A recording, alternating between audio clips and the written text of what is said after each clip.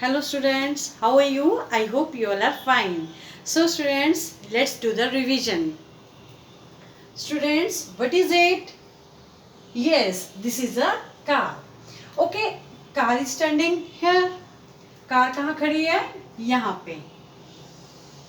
So students, जो car है जहाँ पे at present खड़ी है वो क्या है कार का? Present. ठीक है. और ये पोर्शन जो है कार ने ये कवर कर लिया है. ठीक है. This part the car has covered. So this is the past of car and this area is to be done. तो यहाँ पे अभी उसने जाना है. तो क्या ये क्या है? फ्यूचर. इट मीन्स जो टाइम में हम होते हैं जहाँ पे हम प्रेजेंट होते हैं वो क्या होता है हमारा? प्रेजेंट. जो टाइम बीत गया, the time that has gone, जो जा चुका है, दैट इज कॉल्ड पास्ट. और जो आने वाला टाइम है उसको हम क्या कहते हैं? Future. Okay. So today we will do the revision of present tense. Students, we know tenses are of three types: present, past and future.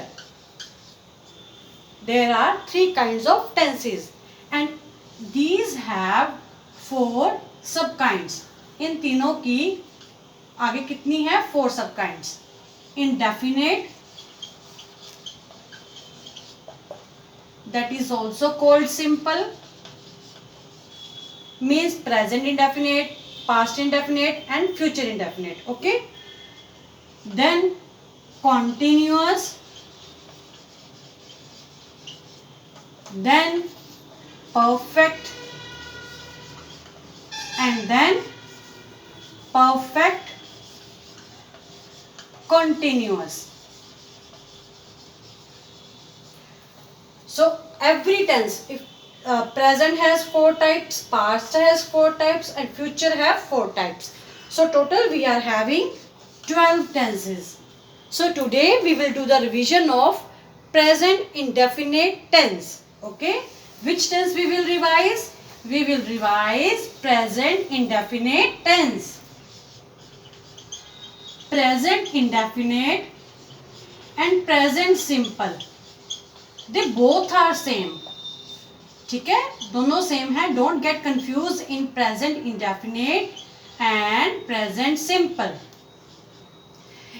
First of all, why we need present indefinite tense? We need present indefinite tense to express our routines, repeated actions, habits, universal truth. मतलब जितनी भी हमारी habits होती हैं, routines होती हैं, universal truth होती हैं, उसको हम कैसे एक्सप्रेस करते हैं? With the help of present indefinite tense. अब इसकी पहचान अगर हम हिंदी में कहें तो इसकी हिंदी की पहचान क्या है?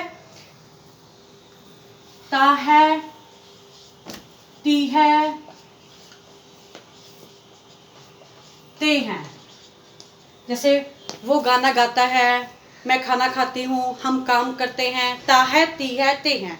ये क्या है इसकी हिंदी में पहचान? सो मेनली ये कहाँ यूज होता है? अपनी हैबिट्स को बताने के लिए. ठीक है. यूनिवर्सल ट्रूथ को एक्सप्रेस करने के लिए, या कोई रिपीटेड एक्शन.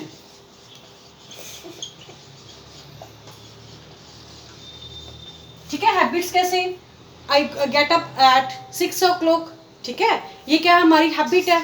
तो वहां पे ये कौन सा टेंस यूज करेंगे? Present indefinite tense. Universal truth कैसे? The sun rises in the east. ये यूनिवर्सली एक्सेप्टेड है, यूनिवर्सल ट्रूथ है. सो यहाँ पे कौन सा टेंस लगाएंगे? Present indefinite tense. Repeated action, I daily go to school. ठीक है. I daily go to play in the garden. तो जो भी हमारी रूटीन्स होती हैं, रिपीटेड एक्शन होते हैं, यूनिवर्सल ट्रूथ होती हैं, वहां पे हम क्या कौन सा टेंस यूज करते हैं? Present indefinite tense. Now comes the structure of present indefinite tense. इसकी स्ट्रक्चर कैसे होती है? We always write sentences in 3 different forms. किस किस फॉर्म में लिखते हैं? Affirmative, negative and interrogative. First of all, affirmative. Affirmative में इसकी स्ट्रक्चर बनाने से पहले मैं I want to tell you the keywords. जो इसके कीवर्ड्स हैं वो क्या हैं, जैसे कौन से वर्ड्स हैं जिनसे हमें पता लग सकता है कि ये यहाँ पे प्रेजेंट इंडेफिनिट टेंस लगेगा, जैसे डेली, यूजुअली, ऑलवेज। ठीक है, तो इस तरह से जो वर्ड्स हैं that tell us, these are the keywords that tell us that here we will use present indefinite tense. Okay, now comes the structure. First of all, the affirmative. We know very well that first of all comes subject, then verb, then object. This is the basic form, subject, verb, object. तो सबसे पहले हम यहाँ पे क्या लगाएंगे, subject. अभी verb के लिए मैं स्पेस छोड़ रही हूँ. Then object.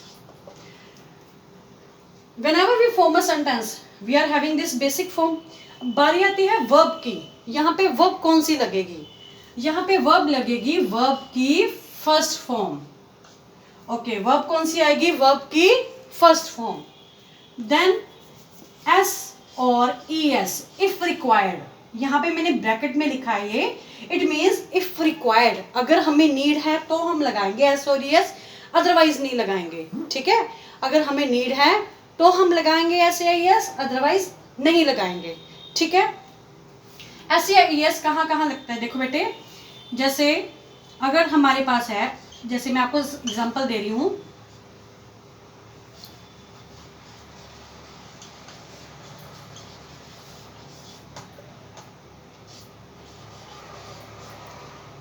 Here I have written I dash school daily. Bracket में वर्ड के लिखा हुआ है गो. ठीक है, यहाँ पे मैंने लगाया गो. यहाँ पे मैं एस या ई एस नहीं लगाऊंगी. I will not apply S और E S here. Why? We are having some reasons. I, we, you, they. इनके साथ तो क्या आएगी, वर्ब की फर्स्ट फॉर्म और साथ में कोई भी plural. he, she, it, any name या सिंगुलर. इनके साथ क्या आएगा, वर्ब की फर्स्ट फॉर्म के साथ एस या ई एस.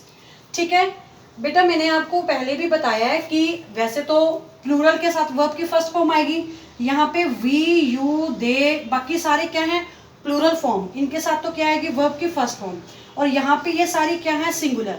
यहाँ पे वर्ब की फर्स्ट फॉर्म के साथ एस या ई एस. सिर्फ आई एक ऐसी है जो प्लूरल नहीं है, फिर भी वो प्लूरल की कैटेगरी में आती है. ठीक है, आई जो है वो प्लूरल नहीं है, फिर भी वो प्लूरल की कैटेगरी में आता है. क्यों? क्योंकि मैंने आपको पहले भी बताया कि हम अपने आप को हमेशा इम्पोर्टेंस देते हैं. हम कुछ भी हो, अपने आप को हमेशा इम्पोर्टेंस देते हैं. चाहे कोई खाने वाली चीज़ें हैं, हमें होता है कि अगर हमारे पास 5 कैंडीज़ हैं, हमने सबको 1-1 देनी है, हमें होता है हम अपने पास 2 ले लें. ठीक है, अगर हमारे पास पिज़्ज़ा है, हमें होता है कि अगर बड़ा स्लाइस है तो हम अपने लिए रख लें. आइसक्रीम है तो उसका बड़ा शेयर है, हमें होता है हम ले लें. हम अपने आप को हमेशा इम्पोर्टेंस देते हैं. ये किसी पर्टिकुलर इंसान के साथ नहीं है, it is a natural fact. ठीक है, हम अपने आप को इम्पोर्टेंस देते हैं. तो आई को हम यहाँ पे इम्पोर्टेंस देते हैं और ये क्या है, प्लूरल की कैटेगरी में आता है. ठीक है, तो अगर ये है तो यहाँ पे वर्ब की फर्स्ट फॉर्म आएगी, अगर ये है तो यहाँ पे वर्ब की फर्स्ट फॉर्म के साथ एस या E S. Okay, then comes a negative. अब नेगेटिव में क्या होता है बेटे, नेगेटिव में हम क्या लगाते हैं, I have always told you, negative में क्या लगता है, नॉट. नेगेटिव में क्या लगता है, नॉट. अब नॉट कहाँ लगाएंगे हम, आई हैव टोल्ड यू कि नॉट कहाँ लगता है, हेल्पिंग वर्ब के बाद. नॉट कहाँ लगता है, हेल्पिंग वर्ब के बाद. पर यहाँ पे तो कोई हेल्पिंग वर्ब है नहीं है, तो हम अपने आप से एक हेल्पिंग वर्ब इंट्रोड्यूस करेंगे. यहाँ पे देखो, यहाँ पे सब्जेक्ट आ गया, ऑब्जेक्ट आ गया. ठीक है, अब यहाँ पे हम हेल्पिंग वर्ब क्या लगाएंगे, डू या डज. क्या लगाएंगे, डू या डज. ठीक है, उसके बाद क्या है, नॉट. फिर आएगी वर्ब की फर्स्ट फॉर्म. जब यहाँ पे डू या डज यहाँ पे ऐसे आ गया ना, तो हमने यहाँ पे एस या ई एस नहीं लगाना. ठीक है, जहाँ पे अगर हमारे पास ऑलरेडी डू डज आ गया तो हम यहाँ पे एस या ई एस नहीं लगाएंगे.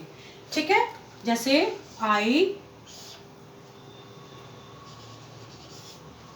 I dash my work, finish. ठीक है, तो आई के साथ क्या लगेगा, do. I do not finish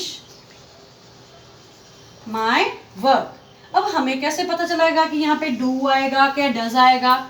same theory जो हमने पहले यूज की थी, आई, वी, यू, दे। कोई भी प्लूरल है तो उसके साथ क्या आएगा, do. He, she, it, any name या सिंगुलर, ठीक है, कोई भी सिंगुलर है तो उसके साथ क्या आएगा, डज। ओके, सेम थ्योरी, ठीक है, प्लूरल के साथ डू और सिंगुलर के साथ डज। बस जो सिर्फ एक्सेप्शनल केस क्या है, आई, क्योंकि हमने अपने आप को इंपॉर्टेंस दी है। Okay, next comes a interrogative. Interrogative में हम क्या करते हैं, we put helping verb at first place. ठीक है, हेल्पिंग वर्ब सबसे पहले आ जाता है, सब्जेक्ट से भी पहले। तो सबसे पहले क्या आएगा हेल्पिंग वर्ब हमारा, do, does, then subject, then first form of verb and then object, after that question mark.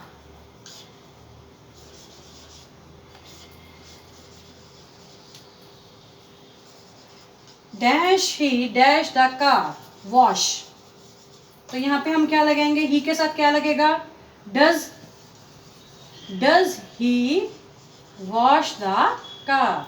So this is the structure and example of present indefinite tense. I hope this is clear to you.